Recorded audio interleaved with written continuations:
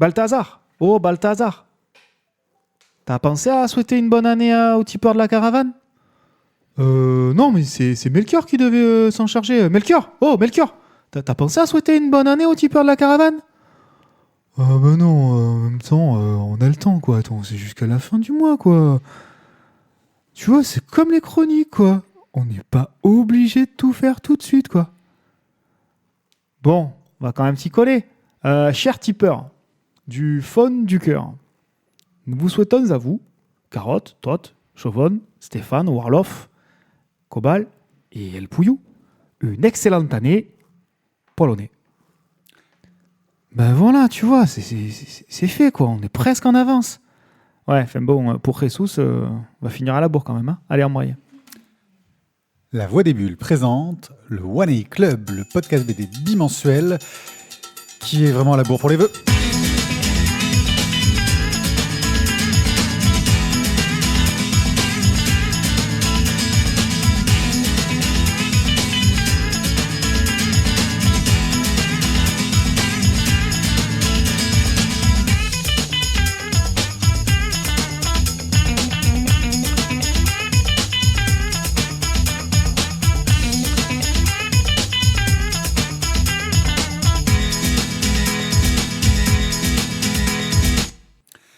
Bonne année! Coucou les gens. Non, pas coucou les gens, Si, justement. coucou Bonne les gens année. et bonne année. Je suis One A Pied et je suis accompagné de Tizak, le Tizak, et de Thio, le Thio, qui est à la technique depuis quelque temps et qui assure comme une bête, qui a lancé le jingle parfaitement, alors que ma baseline, comme on le signale sur le chat de Twitch, était pas terrible. Oui, je sais. La baseline. Oui, mais j'utilise le terme des gens du chat. Alors, à un moment donné, si C'est la, vous ligne- vous la moquez, ligne- si vous c'est la moquez. ligne de base, quoi. Tu vois, Voilà.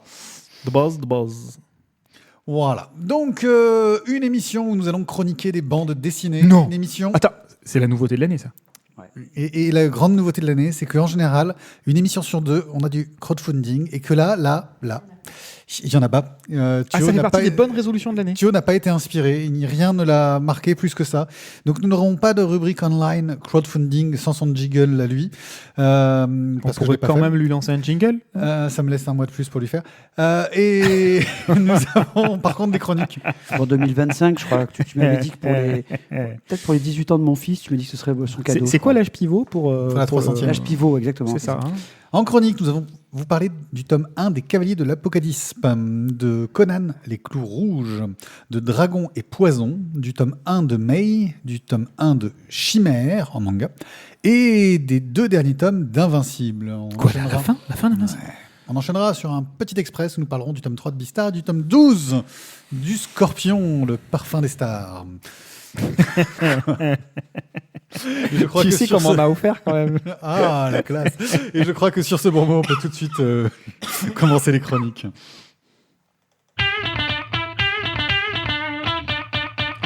C'était un peu moins bon là. Il y a un peu de lag, mais ça Ouais, arrive. c'était Mais mon cher Tizak, tu devais nous parler des Cavaliers de l'Apocalypse.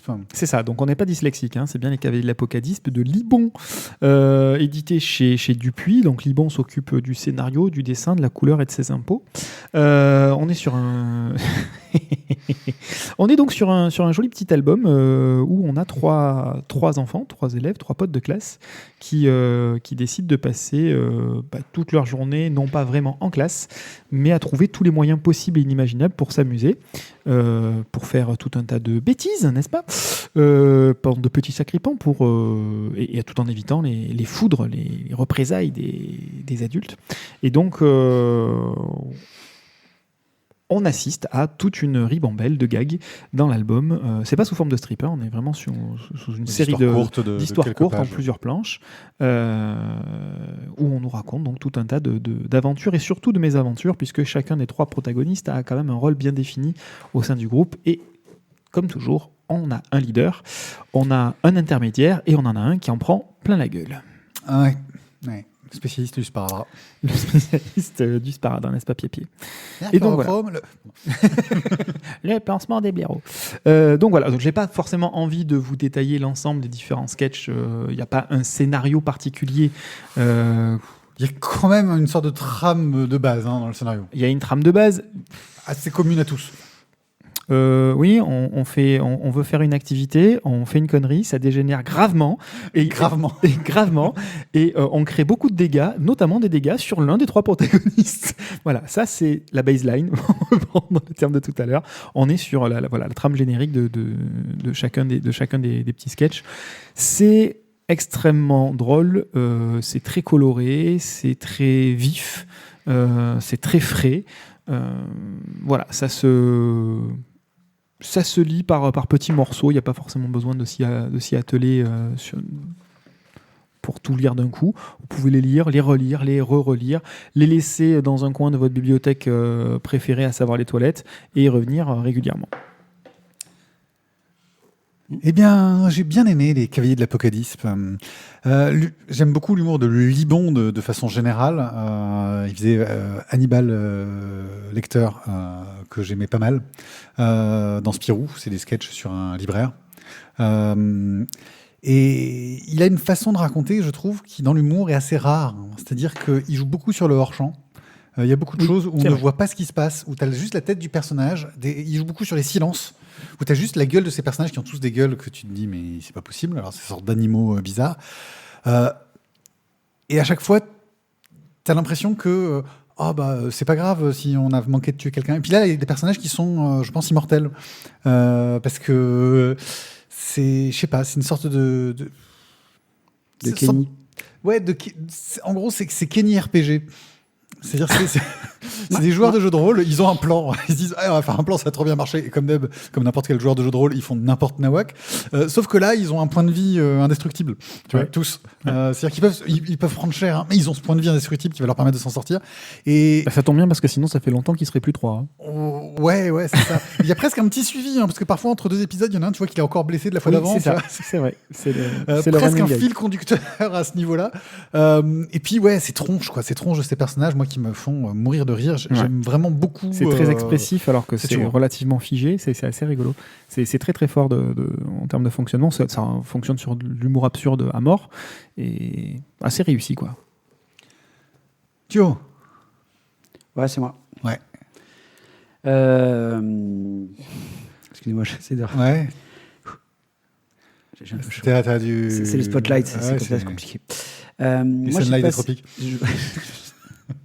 Danser sous les sunlight des tropiques. Attends, je retire la pièce. Merci.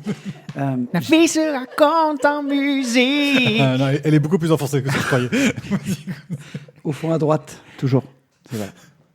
On a toute la vie pour s'aimer. Vas-y, mute-le et continue. Je veux dire. Le problème, c'est que je sais pas quel micro je lui ai donné. Je pourrais te les muter gars, aussi. ce soir c'est karaoké. Moi, ça fait, comme tu disais, beaucoup penser à nos parties de JDR, quoi. They got a plan. Voilà. On a un plan. On a un plan et de toute façon, à la fin, tu arrêtes de faire des plans parce que ça finit toujours en cata, quoi. Parce que voilà. Donc non, j'ai bien rigolé. Voilà, j'ai passé un très bon moment. Et c'est vrai que le petit Kenny qui revient toujours, qui prend quand même très très cher, quoi. Ouais, c'est le perroquet, hein, c'est ça. C'est ça. Ouais. Quand il tombe de la falaise, ça va quand même. Mais il prend tout, lui. Il prend tout. Bah donc j'ai oublié de dire, on a un poulet, un perroquet et un petit ours. Un koala, j'aurais dit. Un koala peut-être. Ouais. Il est tout petit quand même. Hein. Ça fait plus koala. C'est pas faux. Ça peut être un ourson, c'est des enfants. Un oursonin, ouais, aussi. Un ours. Alors, d'Australie. je pense quand même que toutes les minorités, elles prennent cher avec vous. Surtout en ce moment, les koalas sont très minoritaires. Hein. C'est peu cher. Hein. Ça n'existe pas, les oursinins. Le koala, c'est Cobal. aussi.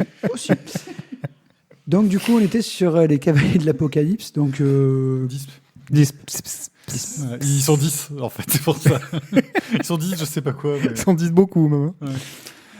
Moi j'adore, j'irais même jusqu'à mettre un coup de cœur, parce qu'on met jamais de coup de cœur au truc d'humour, parce que tu comprends, c'est pas assez profond, et moi je trouve qu'en termes mais là d'humour, c'est très profond. Ça marche super bien, quoi. Voilà. Je sais pas si vous me suivez, mais voilà. Allez, pour commencer la nouvelle année, c'était pas prévu, et franchement, Ouais, moi je veux Je bien. sais pas, non mais tu vois, t'es pas obligé. Moi, c'est une BD, j'ai envie de me l'acheter pour moi alors qu'elle est pas à moi. tu vois, C'est vrai, pour ça. non, ça je suis d'accord avec Voilà. toi. Donc, à partir de là, c'est que quelque part, Il se passe quelque chose. Elle t'a plu. Il se Ok. passe quelque chose. Bon, en même temps, il a eu le temps quand même de roder les trucs, parce que ça fait 10 ans que c'était sorti sur Spirou. Donc là, c'est la crème de la crème. Bon, il y a un deuxième tome quand même qui est sorti. bah, si tu nous le passes aussi vite que celui-là, franchement, d'ici 1 ou 2 ans, on pourra le Ah chroniquer. bah nickel, impeccable. Non, mais c'est quoi? Attends l'intégrale, Ouais. je pense. Bon, tu le valides le coup de cœur Moi, je valide. Allez. Ouais. Allez, on est comme Putain, des fous. on valide On un est comme coup des de fous. cœur Il nous comme faudrait ça. un jingle coup de cœur quand même. Ouais. Alors, déjà, on va faire comme ça. Ah, j'ai une idée. Ça ferait. Ta-na-na-na, ta-na-na-na. I'm Non. sorry in my ass, c'est ça? Non, coup de cœur, tu vois, c'est une chanson d'amour, c'est. Mais le problème, c'est que, comme tu veux, moi, ça a été mon souci avec Deadpool. C'est que la chanson à la fin, moi, j'ai pensé à la Bon, spécial dédicace à tous ces podcasts qu'ont 10 ans et dont l'apéro du Capitaine. Bon, on va pouvoir passer à la chronique suivante. C'est parti. Conan, les clous rouges, mon cher Thio. Mais c'est très très drôle aussi. Alors, on pourrait dire vraiment plein de choses sur Conan, les clous rouges. Mais pas ça. Non, j'attendais que tu me fasses déjà une blague pourrie, mais non, pas du tout. Non, Tu te non. détends, alors. non. Donc, dans cette Ça aventure, parle pas d'Indien, ça n'a aucun intérêt. dans cette aventure de Conan, on va suivre donc notre petit cimérien dans. Notre petit cimérien, c'est comme les koalas ou les ours. C'est ça. Bah, écoute, on est en mode kawaii mignon ce soir. Notre petit cimérien, donc, il va être dans une belle jungle avec des petits lézards. D'ailleurs, il va faire preuve d'humour parce qu'il va essayer de se faire un sac. J'ai trouvé ça très drôle. Cela a été. Très, très anachronique et très drôle. Il va rencontrer donc Valeria, donc ce sont donc 2 mercenaires qui vont essayer de survivre face à des dragons. Le problème, c'est que les dragons, c'est quand même un peu velu, donc du coup, ils vont se réfugier. Non, ça n'a pas de poil. Donc, ils vont se réfugier pour ne pas être poursuivis dans une sorte de cité antique, une sorte de huis clos qui est enfermé sur lui-même depuis 2 générations. Et ils vont se retrouver mêlés à une lutte entre 2 clans. 2 clans qui forcément se détestent pour des raisons X et Y. Et ils arrivent juste au moment où une femme a été volée. Et donc forcément, le clan... alors je n'ai plus le nom parce que c'est un truc... On est à l'ancienne, on vole les Ouais, femmes. il y a On les enlève pas, on les il y a vole. quand même des noms Tu vois. sortis de nulle part là-dedans. alors, je crois que c'est la cité de Xéclot. Ouais, c'est très très. Voilà. Alors c'est un peu aztèque, Ouais. aztèque inca... Olmec. Peut-être. Donc voilà, donc ils vont arriver à ce moment-là, on va vraiment rentrer dans une étape un peu... Enfin, c'est assez sombre comme moment. Alors, pour justement resituer les clous rouges, donc les clous rouges, c'est une des nouvelles de Ward qui est une des plus longues. Elle fait plus d'une centaine de pages. Ah oui, c'est un demi-roman, quoi. Et ça a été une des dernières qu'il a faites, parce que du coup, elle est parue juste après sa mort, après son suicide, en fait. Et il faut aussi le remettre on va dire, dans sa vie, parce qu'il y a une petite collision quand même entre la fiction et la réalité, c'est que sa mère donc, était en train de mourir, donc les factures s'entassent. Sa copine, visiblement, se tape un de ses potes. Donc le mec, il était vraiment, mais en totale plénitude pour vraiment écrire ça. Au bord du suicide. Donc, il a fait un polar qui est vraiment... Enfin, qui est Polar. pas un polar, pardon. Il a fait vraiment quelque chose qui était très noir, très sombre. Il y avait du sang, il y avait du sexe. Voilà. C'est juste pour vous brosser un peu le tableau. Donc là, on arrive dans cette BD où, moi, en tant que lecteur, sachant ça, je suis arrivé, j'étais mais plein d'espoir. Tu l'as lu en plus, toi. Les clous rouges, voilà, c'est vraiment un des trucs où je me suis régalé. Tiens, en plus, voilà, t'as une vraie épaisseur dans la nouvelle, quoi. Et en fait, 56 pages, c'est peut-être un peu court. Tu vois, quand tu voyais la fille du géant Du givre. du géant du givre, Ouais. je crois que la nouvelle, elle doit faire 7-8 pages. Ah oui. Jean du Gel. Jean du Jean Gel, du voilà. Gel. Donc du coup, tu as 7-8 pages fait en 56 pages, et là, tu as 100 pages fait en 56. Et du coup, C'est un peu le Hobbit, quoi. ouais, voilà. Ben, si tu veux, là, moi, en tant que lecteur de la nouvelle de Ward, j'étais très déçu. Parce que j'ai vraiment pas retrouvé l'ambiance que je voulais. J'ai vraiment pas retrouvé tout le côté noir, la noirceur, justement, des liens entre les deux, enfin, les attaques que se font les 2 clans, qui sont en fait des ordures, hein, je veux dire, c'est des trucs immondes. Valeria, qui à un moment torture aussi, justement, une esclave. Enfin, même les personnages sont beaucoup plus sombres, tu vois, et il y a quand même beaucoup plus de sexe. Ce qui peut-être aussi fait que j'ai aimé la nouvelle, je sais pas. Maintenant, je vais me placer juste en lecteur de bande dessinée. Premièrement, une couve de ouf. C'est clairement un petit clin d'œil à Frazetta, ça fait joli, et c'est classe. Le dessin de Casgrain, il est joli, il a une dynamique, il a un découpage qui est vraiment top. C'est ultra plaisant à regarder. Alors, le dessin est de Didier Casgrain, mais le découpage est d'Olivier Vatine. Voilà. Mais et tout ça, vraiment, ça te fait un truc qui est génial. C'est une excellente BD, vraiment. Mais, en tant que lecteur de Conan, j'ai été déçu par la retranscription. Voilà. Voilà n'est pas un argument. Voilà n'est pas un argument. Dommage. Alors, moi, je suis moins fan que toi du dessin. Faut aimer Casgrain. Ouais, je suis pas trop fan des petits pois carottes. Je l'attendais. Après, de quoi? Non, il a fait une blague sur les petits pois carottes. Qu'est-ce qu'un petit pois carottes? D'accord. Parce que du coup, c'est quand même en couleur directe aussi. Enfin, il me semble. Hein, moi, ça me semblerait peut-être. Je ne sais pas. Je ne saurais dire. Enfin, en tout cas, attention, le boulot est très bien fait, hein, mais voilà, moi, je n'adhère pas particulièrement à ce graphisme. Non. Et du coup, comme toi, si tu veux, je m'attendais à plus de noirceur. Voilà. C'est-à-dire que quand on parle huis clos, je m'attends à ce qu'il y ait quelque chose de lourd. Et là, effectivement, on n'a pas vraiment le temps de s'appesantir sur l'ambiance. À mon sens, il y a trop de temps qui est passé à l'extérieur de la cité pour fuir un dragon, pour le taper, pour le retaper une deuxième fois, pour en avoir peur une troisième fois, pour courir dans le désert. Enfin, cette partie-là, en fait, elle aurait très bien pu être en off, sur une planche, et basta, plutôt que de vouloir faire des blagues à tout prix sur le dragon et se faire un sac, quoi. Le problème, c'est que je pense que là, tu as vraiment la commande, on va dire, de Glénat, qui fait que dans la collection, c'est des 56 pages, et que tu peux pas en avoir un qui dépasse les 56. Bien sûr, mais là, au niveau du découpage... Il y en a un qui fait 62. Ah, écoute, peut-être que sur la télé, Je crois que c'est le genre Au niveau du découpage de Vatine, pour le coup, moi, ça me laisse un petit peu sur ma faim, parce que toute cette première partie qui se passe à l'extérieur, elle n'a absolument aucun intérêt. Aucun intérêt. Tu te dis que peut-être qu'on va se servir du poison, machin, pour la suite? Non, en fait... Si. Si. Et puis ça a quand même un lien, parce que ça veut dire que du coup, vu qu'il a... Excusez-moi, on fait un petit instant spoil, hein, je vous le dis, genre, je vous le fais tout seul. Vu qu'en fait, il a fumé le dragon, ça veut dire en fait qu'ils ne sont plus enfermés dans la cité, ils peuvent se casser s'ils veulent. Oui, mais si tu le fais en off sur une page, t'as pas besoin de... C'est un dragon, bordel, tu fais pas C'est un ça en dragon, une tu page, fais... quoi. Moi, ce qui m'intéressait, c'est ce qui se passait dans la cité. Non, mais il n'a pas du tout ce qui combattu se passait un à Ewok, l'extérieur. quoi, je veux dire... Je suis d'accord avec toi, mais c'est la partie intéressante, pour moi, elle se passe dans la cité. Oui, Elle se passe pas à l'extérieur. Voilà, c'est à l'extérieur, c'est Conan qui tue une fois de plus une créature. Enfin, voilà. Alors que ce qui se passe dans la cité, il y a une ambiance, il y a une histoire à raconter. Justement, il y a du temps qui s'est passé. Les mecs ont été enfermés pendant extrêmement longtemps. Ils savent plus du tout ce qui se passe à l'extérieur. Il n'y a pas deux clans en fait. À la base, il y en a 3. Ils savent plus pourquoi est-ce qu'ils se mettent sur la gueule en réalité. Ils ont vaguement l'histoire, mais comme ils le disent eux-mêmes, ils vont finir par s'entretuer jusqu'au dernier, alors qu'en fait eux-mêmes n'ont pas connu les raisons primaires de cette dispute. Voilà, moi je pense que c'était là-dessus qu'il y avait matière à raconter et matière à créer une ambiance. Et vu le peu de pages, là je te rejoins, on n'arrive pas à rentrer dans cette ambiance-là, on n'arrive pas à se sentir pris dans une espèce de lourdeur et dans une angoisse quelconque. Voilà.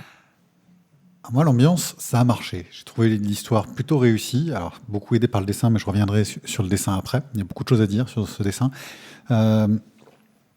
Mais l'ambiance, pour moi, elle y était. Au niveau de la narration, on est sur quelque chose d'assez standard, effectivement, hein, assez classique. Pour du Conan, voilà. Mais ça marche. J'attends pas autre chose quand je vais dire du Conan. Donc j'étais vraiment satisfait d'un point de vue scénaristique. Et c'est là que je vais venir sur le dessin, qui est donc du crayonné, je pense, ancré numériquement, colorisé numériquement. Mm-hmm. Un crayonné qui est très accentué sur les contours, très très renforcé, c'est quelque chose que j'aime beaucoup moi comme style graphique. Qui est très efficace. Il y a un découpage qui, pour le coup, est très efficace. Un travail de la couleur aussi, pour mettre les ambiances, les différents lieux où il se trouve, où il joue beaucoup là-dessus.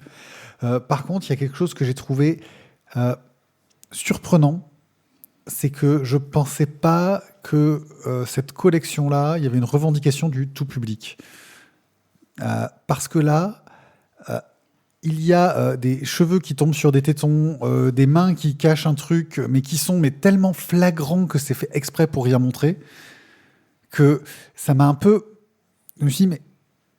Voilà, en gros, j'ai tilté dessus, en fait. Alors que si j'avais eu le nichon nature, j'aurais continué à lire sans me poser de questions, en fait. Tu vois, même là, on sent qu'il y a une volonté, d'un point de vue graphique, de faire quelque chose de surtout grand public. Alors que, comme tu le dis, c'est un truc où il y avait pas mal de cul à la base dans l'histoire.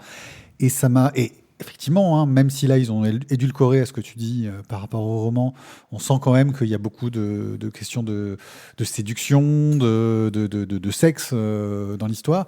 Ouais, ça m'a vraiment un peu perturbé, quoi. Je me suis dit, merde, il y a de la censure. Maintenant, est-ce de l'autocensure ou est-ce une censure commandée?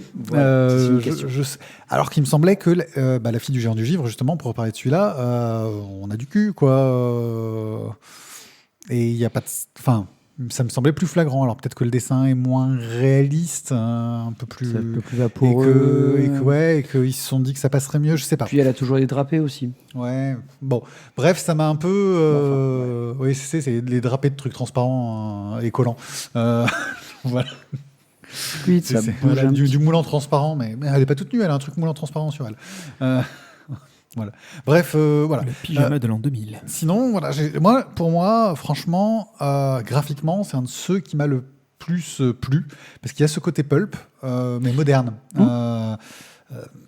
Et l'histoire, ouais, pour moi, il est dans mon top de la série. Comme quoi. je dis, c'est en tant que lecteur de nouvelles, j'ai été déçu parce que j'en attendais beaucoup plus. Maintenant, c'est une super BD. Je pense que tu peux passer un super moment si tu n'as pas lu la nouvelle.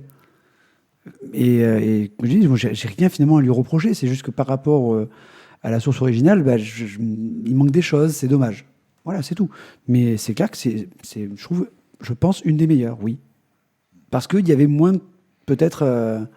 Il aurait fallu faire un 2 tomes, peut-être. ou peut-être une petite dizaine de pages en plus, quoi. Pousser à 70. Gratter, quoi. Ouais, gratter un peu, quoi. Pas des masses, mais bon, c'est sûr que ça fasse pareil dans la bibliothèque, au niveau épaisseur. Ouais, ça pouvait se prendre sur le dragon. T'as un problème avec les dragons. Hein. Non, Ouais, c'est c'est bon, une j'aime superbe beaucoup. transition. C'est une superbe transition. Dragon et poison. Voilà. Une BD que j'apprécie énormément pour un point, c'est qu'en général, j'ai un gros défaut, c'est le nom des personnages. Et ça tombe bien, c'est le titre de l'album. Voilà, c'est le nom des personnages. Et moi, je dis bravo. Et du coup, pour Conan, ça va, tu t'en sors? Conan, ça va. Ouais, ça va aussi. C'est écrit en gros. Voilà. Mais là, donc, Dragon et Poison de Isabelle Botian et Rebecca Morse. Une bande dessinée de chez Dracou. C'est la première de chez Dracou, je crois, qu'on chronique. Oui. J'avais fait une petite interview l'an dernier à Saint-Malo d'Arleston, qui nous parlait du lancement qui allait venir. On reparlera plus tard de Dantracon, qui est la BD d'Arleston, qui est un peu le fer de lance de la collection. Et là, on est donc sur une histoire où on va suivre un groupe d'amis, donc Grayson, Nevo et Natch, qui... quoi? 3 noms d'un coup? Ouais, je te dis, c'est écrit sur la couverture. C'est sur la couverture. Ah, c'est pour ça. Ça aide. Qui, en gros, veulent aller dans un puits au souhait dans lequel se cache un dragon et vaincre ce dragon-là pour pouvoir faire un vœu. Et bien sûr... les deux garçons qui sont... C'est là que je vois que je suis nul dans les noms, c'est que je sais pas lesquels des deux c'est. Je crois que c'est Grayson et Nevo. C'est Nevo qui ressort du trou. Laurel et Hardy, tu Voilà, visualises, c'est ou pas? Grayson et Nevo qui vont piquer une arme qu'a créée la fille, Natch, pour pouvoir espérer vaincre le dragon. Pitch qui semble assez classique, mais il y a un petit retournement au milieu que je ne vais pas révéler et que je vous conseille de ne pas lire le 4e de couverture qui vous le révèle. Coup de bol, j'ai lu le 4e de couverture à la fin. Parce que il y a pas mal de... Je trouve dans cette histoire de fantasy un peu standard, hein, on est dans un univers où il y a plein de poisons, de tout ce que tu veux, il y a pas mal de contre-clichés. Déjà, ça commence, l'héroïne, elle est en train de faire une touze et c'est elle la chef. Hein. Et en gros, c'est normal qu'elle passe... Quoi? Non, Non, juste parce que je te rappelle que. Excuse-nous, on va être vraiment totalement transparent. C'est parce que One IP m'a posé une question. Il m'a dit quels sont les bouquins. Il m'a cité 3 bouquins. Il m'a dit t'en laisses un pour Tizak et les 2 autres, on les passe dans l'émission de ce soir parce qu'il faut qu'on les fasse. Et du coup, j'ai dit j'en ai dit un autre. C'était Antracon, donc celui d'Arleston. Et là, en fait, donc dans Dragon et Poison, tu viens de dire Partouze. Et là, si tu veux, Tizak me regarde et je sens la culpabilité en son sens en se disant putain, c'est un salaud quoi. Il y a une touze dans une BD et tu ne me la fais pas lire. Il y a une touze avec des dragons, et même pas. bon, bref, en gros, c'est elle qui est avec plein de mecs. Avec une... C'est le principe d'une touze en fait. Oui, mais ça pourrait être. Elle aurait pu être avec plein de koalas. Il aurait pu y avoir d'autres filles aussi, tu vois. Bref, il y a ça, une relation très ouverte avec les personnages.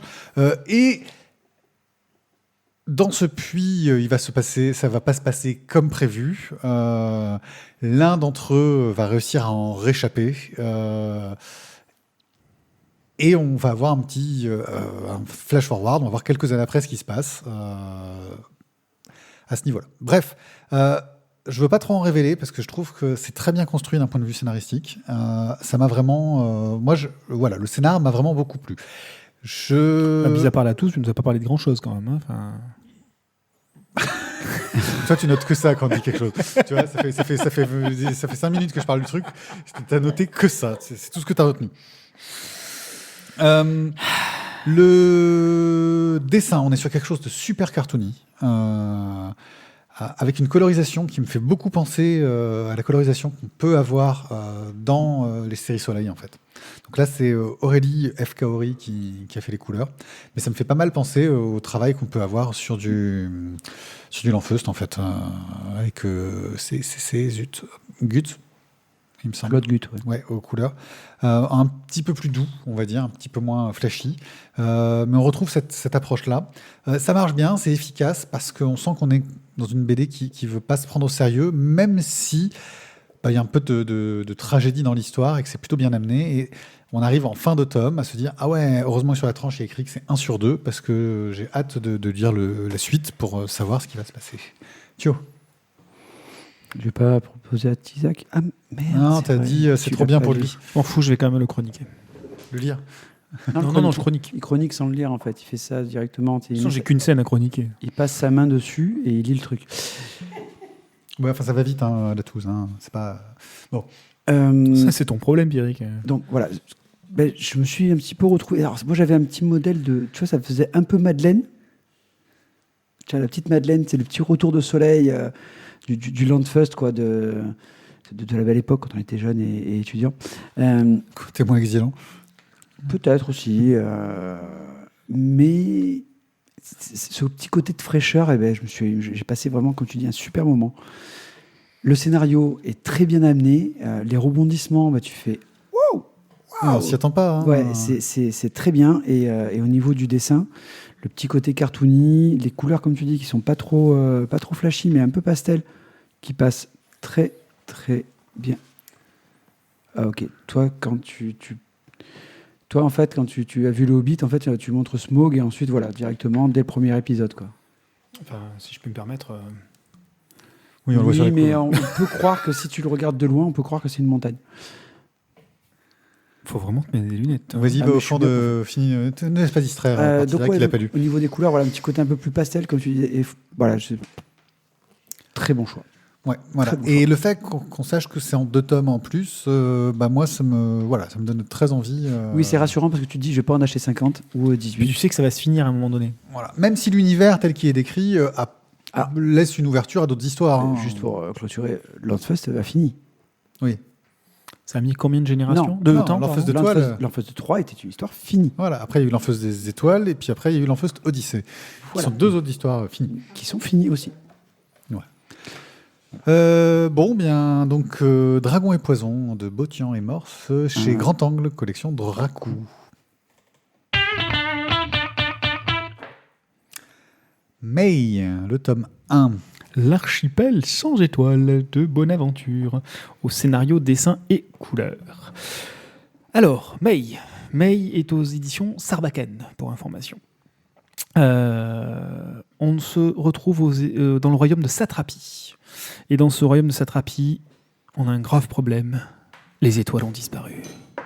Les étoiles ont été en réalité cachées, enlevées, volées, détruites, on ne sait pas, par un certain roi sorcier Num, qui a pris le pouvoir dans la cité de Dangmar. Satrapi. C'est le roi Dangmar, le grand roi sorcier. Bon, il est un Il est poil un peu moins balèze impressionnant quand même. ouais. Tu vois, il fait un peu moins badass quand même. Mais ils peuvent être vaincus que par une femme ou... Je ne dirai rien. Et donc Numa, le fameux roi sorcier, a même interdit tout ce qui pouvait être plaisir artistique, Pardon, nous lisons le chat, ils sont drôles. Poursuis, comme la musique faut partager la ou blague le après. chant. Tu me feras partager la blague après. Et donc, ce fameux roi sorcier, Num, part à la recherche d'une mystérieuse petite fille, lance l'ensemble de ses gardes à la recherche d'une mystérieuse petite fille qui aurait bravé cet interdit et posséderait une harpe magique, puisque dans l'ancien temps, les musiciens étaient dotés d'un certain pouvoir avec certains instruments de musique. Et cette petite fille, c'est donc... Mais... Voilà, Pierrick est aidé, du coup, c'est le titre de la Et bande est-ce qu'on peut dessinée. lire May sans avoir fait les 4 premiers mois? Demande Randall Flagg. Voilà. Non, tu peux rigoler, elle était J'adore. bonne. Elle était bonne, ça. Alors, le premier tome, c'était Jean Vieille. Vieille. Voilà, Jean Vieille. Jeanne Vieille, C'est différent si dit Jean Vieille. en Jeanne Provence. Vieille, elle est morte avant la publication. Alors du coup, on est passé à Février. Voilà, bref, donc May, c'est donc la petite fille et on va suivre ses aventures. C'est une espèce de petit garçon manqué. Elle est très très boulégon, très dynamique, elle s'en laisse pas compter. Et elle utilise à bon escient ses talents d'acrobate, combattante. On sa sait pas trop hargne. d'où elle sort et tout. On ne sait pas trop il y a d'où un elle petit mystère sort. autour d'elle, Il y a quand un même. petit mystère, exactement. Elle va rencontrer donc un autre groupe d'enfants qui s'est soi-disant monté en espèce d'association mystérieuse pour combattre le pouvoir. Et on va donc suivre leur pérégrination et leur ascension finalement au sein du pouvoir, avec la rencontre entre May et la fille présumée du roi sorcier. Eh bien, qu'en as-tu pensé, très cher? Alors, très honnêtement, graphiquement, j'ai vraiment eu du mal. Je ne savais pas quoi en penser, ni en bien ni en mal. Au final, c'est très dynamique, mais je ne suis pas fan de ce graphisme-là. Voilà. C'est un graphisme très simple. Très enfantin, mais vraiment ultra qui joue épuré. sur la voilà, qui va chercher l'efficacité plus que l'esthétisme. On va C'est dire. ça, c'est ça. Après, pourtant, moi, voilà, j'aime bien les caractères design ou les objets design un peu tronqués, tu vois, sur les arêtes, etc. Enfin, je trouve que ça apporte une petite touche sympa. Bon, là, voilà, je sais pas. J'ai pas plus adhéré que ça. Je pense que la couverture aussi aurait gagné à être moins pleine page comme ça. Je sais pas, il aurait fallu organiser les choses différemment. Le petit logo ici fait un peu vieillot. Voilà, il y a des choses qui m'ont un peu dérangé dans la présentation, ce qui a fait que dès le démarrage, en fait, j'avais pas forcément un a priori ultra positif sur la bande dessinée.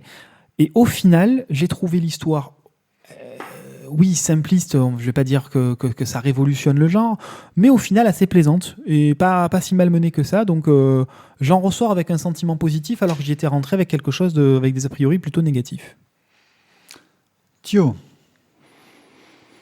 Alors, je n'avais pas d'a priori en voyant la couverture, même si c'est vrai que c'est pas la plus belle couverture du monde, mais vu ma sortie la dernière fois sur Vertige Nocturne, je ne peux pas dire non plus qu'il faut à chaque fois regarder la couverture pour acheter une bande dessinée.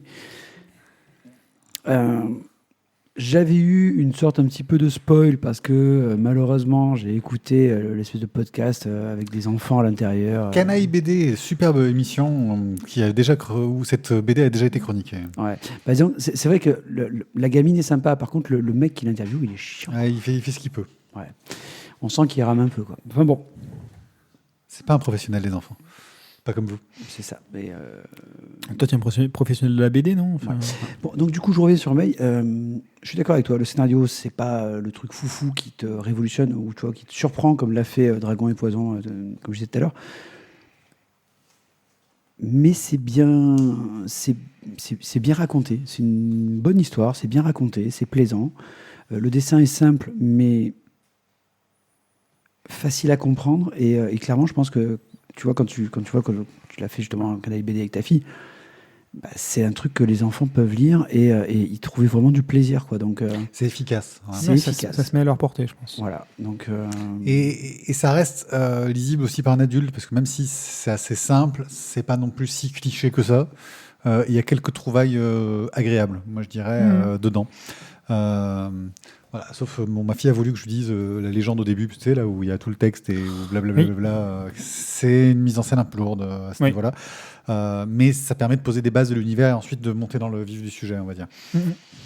Donc voilà. Toi, ton avis ? Moi, mon avis, moi j'ai beaucoup aimé. Donc, je l'ai déjà donné dans Canet BD, mais c'est une BD que j'ai beaucoup aimé, qui graphiquement, moi j'aime beaucoup ce style graphique justement, qui allie une certaine simplicité, mais aussi une lisibilité et puis, il y a une richesse, c'est-à-dire que, je ne sais pas si vous avez fait gaffe, il y a des moments où on est jusqu'à 5 bandes par planche, ce qui est très rare. Mais là, c'est parce que là, je viens de m'en rendre compte. En le lisant, je m'en suis pas rendu compte. C'est énorme, ça fait des toutes petites cases. Hein. Voilà, en le lisant, je m'en suis pas rendu compte. Et ça marche bien, en fait. On se laisse prendre au jeu. Effectivement, l'intro est un peu lourde. C'est un peu ces intros bavardes qui nous racontent la légende de machin chose. Mais voilà, ça reste moi une BD sur laquelle j'ai pris beaucoup de plaisir, avec quelques trouvailles aussi, parfois graphiques en narration, avec des pleines pages où les personnages se baladent à Le l'intérieur de la retour plage, du que moi que j'aime cette bien. partie-là était Voilà, rigolote. que j'aime bien. BD efficace, qui m'a vraiment beaucoup plu. Bon, ben voilà. Mais savez il y a quoi de acheter bonnes pour vos aventures enfants. chez Sarbacane. Chimère, le tome 1. Un manga d'auteurs qui ne sont pas... Si, de Kaili Sorano. J'ai cru que c'était pas écrit sur la couverture. Tu vois. c'est pas écrit sur la couverture. En fait, ils ont voulu rester anonymes. Ils voulaient pas devenir d'auteurs qui célèbres ne et sont gagner de pas l'argent. crédités. Donc, nous sommes dans un monde très légèrement futuriste. En tout cas, c'est l'ambiance que ça donne. Et nous avons un jeune homme qui part à la recherche d'un ami disparu et qui, pour ça, doit se plonger dans les bas-fonds de la société avec des gens qui portent du cuir et des colliers. Et là, il se retrouve confronté à une maladie qui envahit un peu le monde et qui transforme les gens en chimères. En gros, quand il va retrouver son pote, il a des écailles qui sont en train de lui pousser dessus, il se transforme en monstre, quoi. Et donc, et aussi face à des personnes qui vivent dans ce milieu, qui aident les gens en essayant de les soigner, mais aussi en essayant d'éliminer ceux qui vont trop loin. Putain, ça y est. Quoi ? Je m'en rappelle. Ça y est, tu t'en rappelles ? Ouais. Ah, c'était loin, hein. Ceux qui vont trop loin. Et la question se pose, mais pour vaincre les chimères, ne faudrait-il pas en devenir une ? Voilà. C'est lui qui a fait le doublage voix des méchants dans Nicky Larson ? Ou dans chez les Chevaliers du Zodiac aussi. Ah, marche Chevalier aussi. Chevalier Zodiac plus. Nicky Larson, ça fait pour vaincre les méchants, ne faudrait-il pas en devenir un ? Nicky Larson. Donc dans Chimérès. Chimérès. Pardon. Chimaras. période de Donc gastro, on est c'est sur un manga, tip-top. on est sur un manga moderne, contemporain, avec un style très très efficace. Moi, j'aime bien ce style graphique, mais voilà, tu la feras après. Faut pas que je lise le chat pendant que je chronique. Très efficace, mais avec des clichés qui m'ont un peu déçu, avec ces gens des bas-fonds qui sont oh là, c'est des punks, tu vois, c'est des punks à chiens. Et ça m'a un petit peu pas mal. J'ai pas accroché en fait. J'ai trouvé ça pas mal foutu. L'histoire est intéressante. Il y a un beau potentiel, mais j'ai pas accroché. J'ai pas réussi plus que ça. Voilà, j'ai pas grand chose de plus à en dire. Apparemment, Mathieu avait carrément oublié l'existence voilà, de ce manga. c'est- Donc, J'ai essayé de le lire. J'ai mis du temps avant d'arriver à le finir. Donc, C'est Thio, voilà, vas-y. je vais aller vraiment en ton sens parce que tu as donc notre personnage donc qui est, alors si je me souviens bien, c'est qui lui est une chimère aussi justement, se retrouve à descendre un peu dans les bas quartiers. Non, il cherche son pote, ça y est, ça me revient. Il cherche son pote parce qu'il a perdu de vue son pote en fait. Ouais. Et il y a beaucoup. Enfin, j'ai trouvé voilà, tu tombais vraiment dans plein de clichés de manga que tu as déjà vu en animé ou que tu as lu. Il n'y a rien de neuf, vraiment. Alors peut-être que là, on est sur le premier tome, c'est vraiment un tome d'exposition, et peut-être qu'ensuite ça monte et ça devient différent. Mais ça m'a pas donné envie, clairement.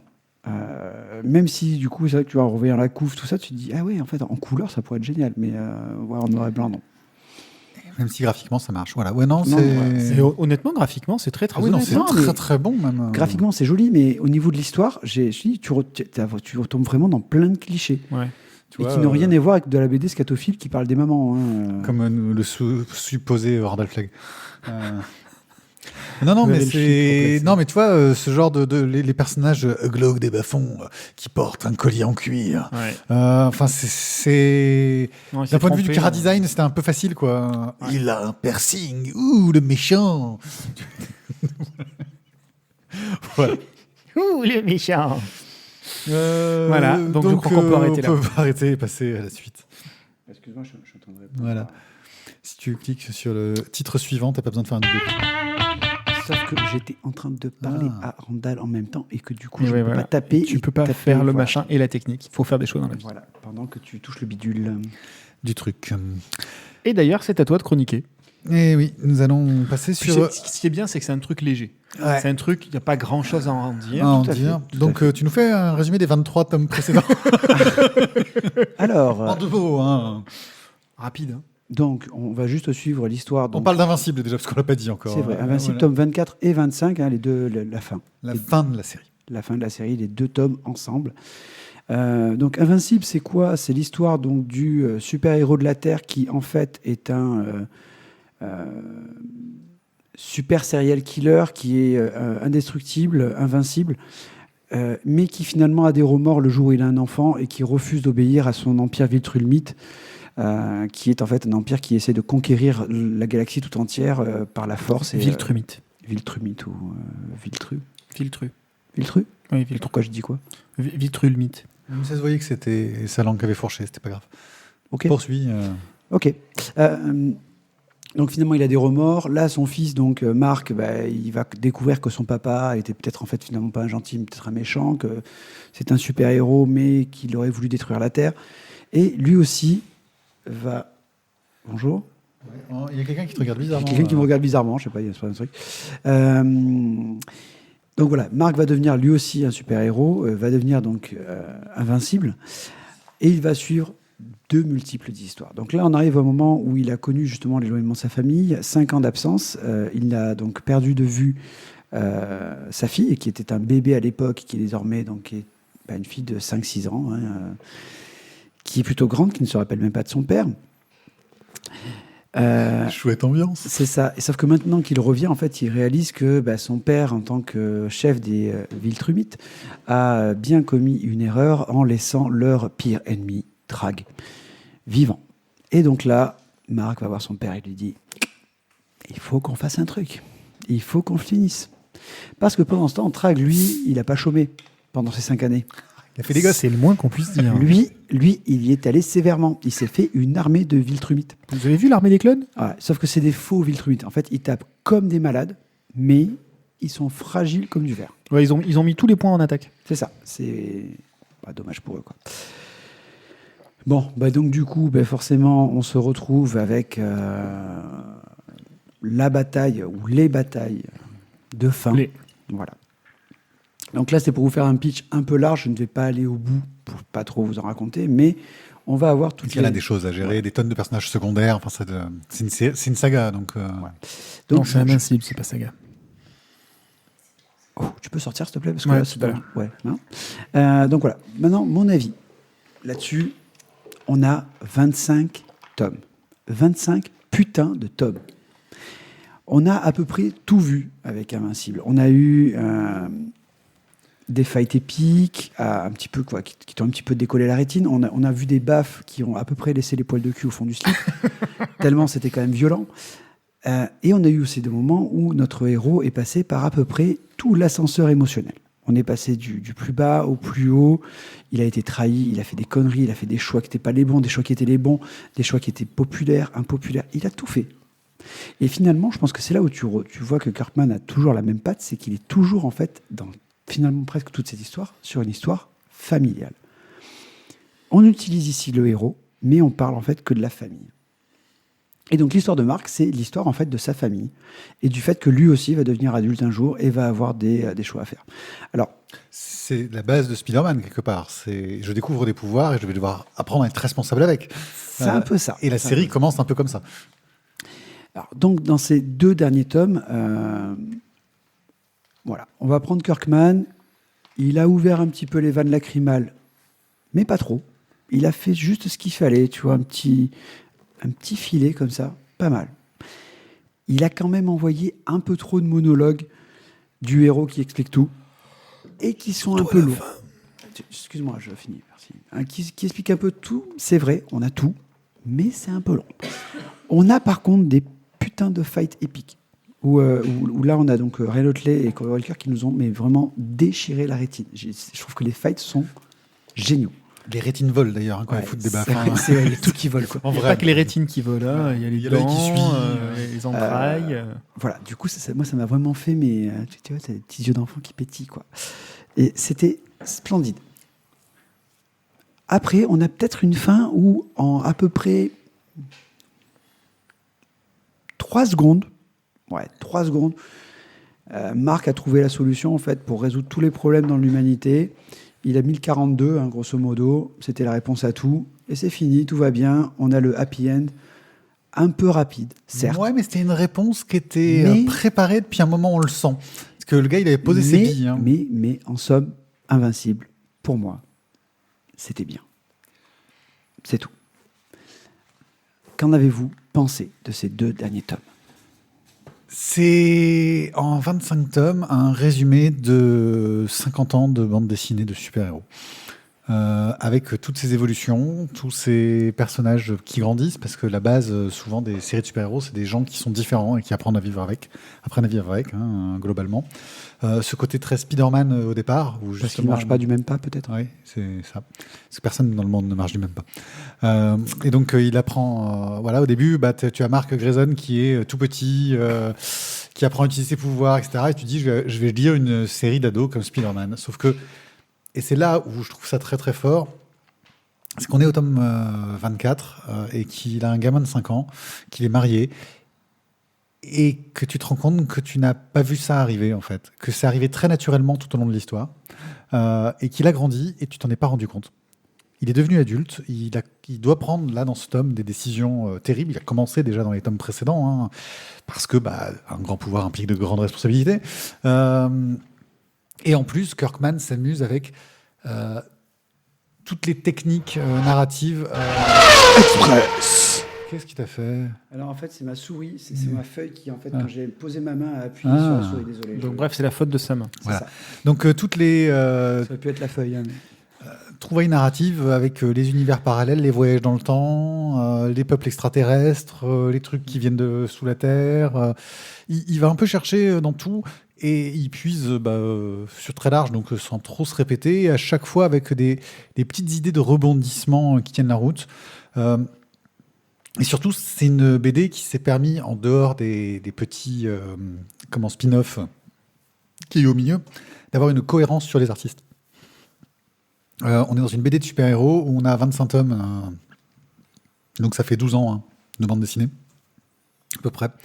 Doit y avoir entre 10 et 12 ans, avec les mêmes 2 dessinateurs qui se relaient globalement. Donc il y a le premier, Corey Walker, C'est ça. qui a démarré la série, qui a créé des personnages, qui revient de temps en temps pour des numéros anniversaires, pour certains arcs narratifs ou pour donner des vacances à Ryan Otley qui a pris le relais.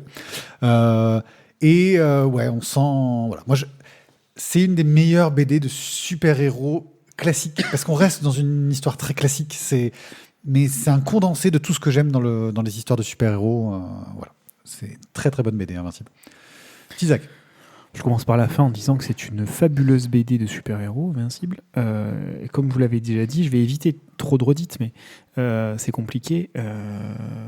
Ça navigue à travers toutes les thématiques. La thématique centrale est la famille, et c'est celle qui nous sert de fil rouge, à la fois temporel et à la fois au niveau de la narration.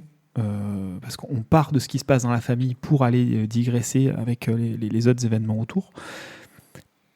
Et quand on regarde les différentes histoires, en fait, ça tout prend de l'ampleur. C'est-à-dire qu'on parle de petites problématiques avec un petit méchant local de quartier, puis un méchant à l'échelle de la ville, puis des méchants à l'échelle nationale, avec des groupes de super-héros pour venir aider.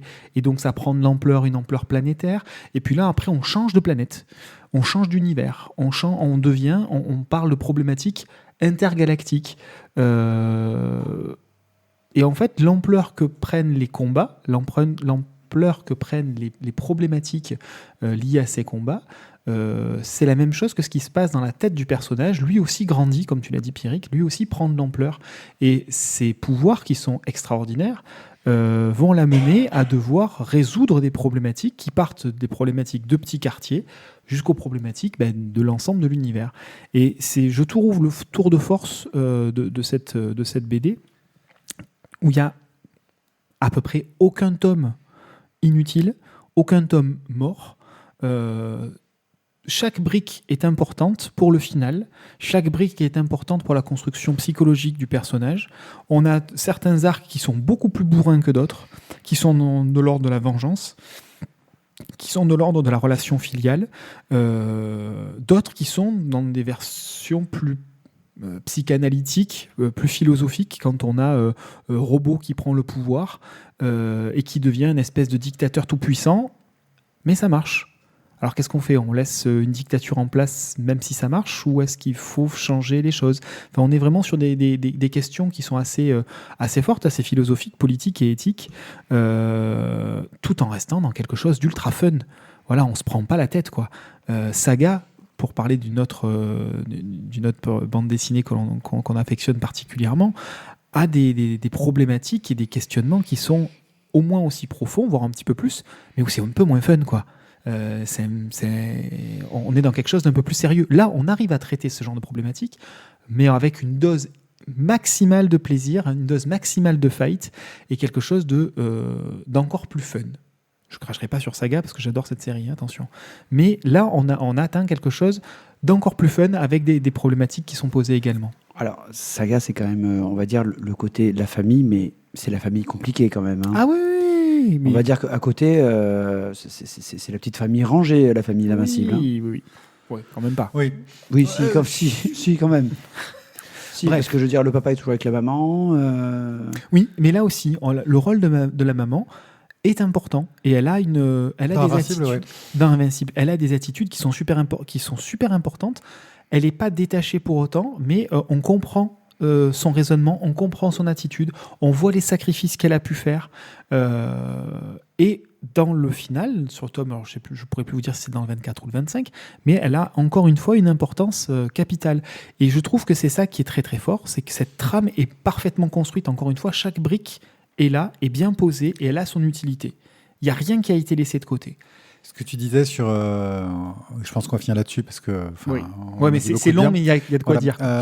Sur le côté de ce qui monte au niveau d'intensité et des enjeux, on retrouve un peu ce qu'il y a dans les X-Men, justement, où ça commençait très terre à terre avec Magneto qui veut lancer des missiles, pour enchaîner ensuite avec des sagas cosmiques, avec le Phénix noir, etc. Et je pense en plus que Kirkman s'est beaucoup inspiré de Chris Claremont pour son écriture de scénario.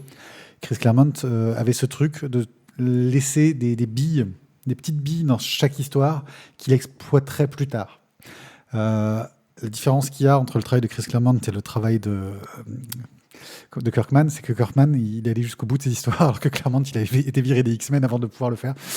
Donc, il y a plein de petites billes, je crois que c'est bon, ils ont dû, ça y est, tout gérer dans les X-Men. Je ne les suis plus depuis longtemps. Mais voilà, on a quelque chose où on a des petits bouts d'intrigue qui sont lancés longtemps avant, et puis d'un coup, tu fais « Ah putain, ouais, ça sert plus tard dans l'histoire ». Voilà, il y a une vraie cohérence, ou en tout cas, une belle écriture, même s'il a peut-être fait au fil du temps. Hein. Je ne sais pas s'il avait tout écrit à l'avance, tout prévu, mais en tout cas, voilà. Pour moi, Invincible, vraiment très bonne série qui mérite un coup de cœur. Mais... Est-ce qu'on peut mettre un double coup de cœur ou Tu peux me passer mon Mickey, s'il te plaît ? Oui, je donne ton Mickey. Merci. Regarde, je fais comme ça. Voilà, oui, Mickey, et c'est ce qui veut Mickey. Non, c'est rien, c'est juste parce que Voilà, je vais juste, voilà. Ok. Donc, coup de cœur. Ouais, parce que pour l'ensemble de la série, quoi. C'est 25 tomes qui ont quand même bien marqué le truc. Bon, par contre, Kirkman, il va faire quoi maintenant? Bah, il fait d'autres trucs, mais comment on les a pas commencés? Il va falloir qu'on les commence, hein, parce que là, on Voilà, arrive bientôt au bout. Hein. Mais le monsieur, il a pas l'âge pivot bah, encore. il nous reste encore parce que- deux Walking Dead à lire et on a fini tout ce qu'on Bah, suit Walking chez... Dead a fini, Invincible est fini. Enfin, il va avoir du temps de libre. Hein. Voilà. Eh bien, c'est là maintenant que tu peux lancer le jingle. Express. Waouh, qu'est-ce qu'il est bien lancé ce jingle. Tu pourrais le lancer une deuxième fois pour la peine. Voilà. Attends, il va le faire. C'est Beastar. Beastar de tome 3. Express. Beastars, le tome 3. Express. Beastars, le tome 3. Une bande dessinée animalière où on est dans un monde où les... Présenté comme ça, c'est mort. T'as personne qui l'achète. En gros, c'est un monde où les animaux sont Présenté par Alain Bougrain-Dubourg. Voilà. Les animaux sont anthropomorphiques, mais ont gardé leurs traits et aussi leur côté carnivore, herbivore, etc. Et vivent ensemble. Et on suit un groupe d'animaux qui est dans une université, et particulièrement l'équipe de théâtre, dont un des techniciens étudiants est un loup. Qui s'appelle Legoshi. Et Legoshi, un jour, alors il est pris un peu par ses instincts. Oui, j'attends les trucs. J'attends les jeux de mots de Voilà. Il Randall. est pris par ses instincts et manque de boulotter une petite lapine. Voilà, je rajoute une couche. Les gauchis des briques, moi je non, mets ça en il tête. voulait pas la boulotter, justement. Ouais, voilà. Enfin, il hésite quoi. Mais alors, c'est rien à voir avec les chimères, on est bien d'accord. Mhm. Pour les gauchis. Et donc, se pose un problème de savoir s'il est en train de tomber amoureux ou s'il a envie de la bouffer. C'est ça, et c'est compliqué pour lui. Hein. Ah ouais, parce qu'en plus, ouais, on est vraiment dans l'adolescence à donf, les problèmes, etc. Dans le tome précédent, pendant la représentation de théâtre où l'artiste principal s'était fait remplacer, c'est un peu parti en vrille et en fight avec, comment il s'appelait, Le tigre. Le tigre, voilà, machin le tigre. Et Legoshi essaye de se remettre de tout ça. Et là, d'un coup, le bouquin prend une autre ampleur. Car on continue à avoir ces relations avec la jeune fille qui s'appelle Arre ou je sais plus quoi. Voilà, bref. Comme je vais chercher. Ouais, on s'en fout, c'est la lapine. Voilà, c'est la lapine. Mais en parallèle, ils vont devoir faire une sortie à l'extérieur. Et là, on découvre la ville, comment elle vit, alors qu'on était jusqu'ici dans un environnement très protégé, on va dire, dans laquelle il y a un marché noir pour les carnivores. Et là, tu te dis, oh punaise, que c'est glauque. Oh putain.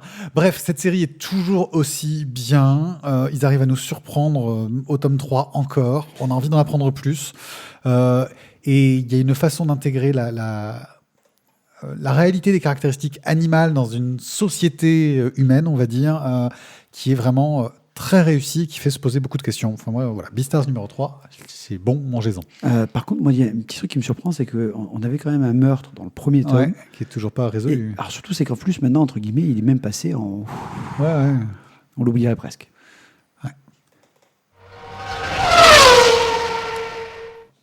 Un autre animal. Un scorpion. Mais il a vieilli. Même sur les traits du dessin, il a vieilli. Attends, du coup, je cherche le pitch, parce que là, je t'avoue que... Alors, Nelio Trebaldi, le scorpion, les différentes familles, tout ça, ça fait que toutes les familles, désormais, veulent découvrir le secret de la famille Trebaldi. Le truc qui fait que pourquoi est-ce qu'ils ont autant de thunes depuis des siècles. Alors, afin de trouver la réponse, le scorpion va partir avec le hussard et son soi-disant fils, Charles-Henri de la Mèche, en direction du château de Tarquinio, demeure ancestrale de la riche famille Trebaldi. Bien évidemment, avec le scorpion, rien ne va se passer comme prévu. Des assassins vont essayer de s'intéresser de près à cette petite escapade dans les relais châteaux. Enlever donc Charles-Henri, proposer forcément un petit marché de dupes au scorpion. Pendant ce temps, du côté des 9 familles, on essaie de trouver qui est-ce qui a tué le fils de la famille de la Morlaix. Et trahison, coup d'État, vengeance, inceste, coucherie, autres.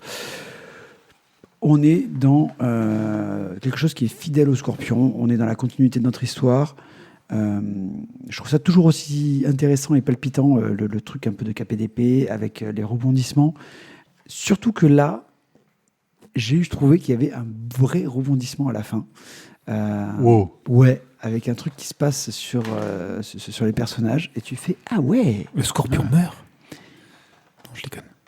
Ça pourrait peut-être, mais comme c'est le héros, tu sais très bien que Ouais, après, Pierre, il Il va être reviendra. perdu avec les titres, c'est pour ça. c'est ça, ils n'ont pas voulu. Donc oui, une série toujours aussi. Scolopendre, c'est la suite. Le Scorpion, mais en plus petit. Et plus de pattes. Ok. Bon, voilà. Donc du coup, c'est toujours une série sympathique. Je me régale toujours autant avec le Scorpion. Donc j'attendrai le tome 12 d'ici la 55e production. Là, on est au tome 12. Je pense que je verrai ça peut-être avant l'âge pivot de... C'est un peu long quand même entre deux tomes. Hein. Mais parce qu'il fait pas que ça. Parce Voilà. qu'entre deux Mais c'est tomes, pas grave, il il fait plus Batman. ça. Il essaie d'arrêter. C'est Scorpion. vrai. Il essaye d'arrêter. Ouais, au Ah, dessin. ça y est, il Il arrête. essaie d'arrêter. Oui, il essaie. Tu crois qu'il va pas y arriver? C'est Oh, quand ça même. se fait pas, tu sais, c'est... Parfois, il faut payer ses impôts. Quoi. Eh bien, merci de nous avoir suivis tout au long de cette fantastique émission. Nous revenons très bientôt pour ceux qui nous écoutent en live et dans 15 jours pour ceux qui nous écoutent en podcast. C'est un plaisir de participer à cette émission. J'ai été ravi que vous nous accompagniez tout du long. Sur ce, je me prépare à vous dire de ne pas oublier de parler de nous, de nous soutenir sur Tipeee pour qu'on s'achète du matos. Là, on s'est acheté une nouvelle caméra, une nouvelle webcam Full HD qui est un peu C'est pour meilleure. ça qu'ils ont une belle gueule ce soir. Ouais, voilà, qu'on est beau gosse. Et si vous êtes tipeur, vous pouvez nous proposer des BD. Ouais, en plus. C'est ça, et Azertov, que je voulais dire. voilà, donc devenez tipeur. Même si, bon, il faut qu'on s'améliore là-dessus. En tout cas, quoi qu'il en soit, merci à tous. À très bientôt. Ciao, ciao. Bye bye et bonne année.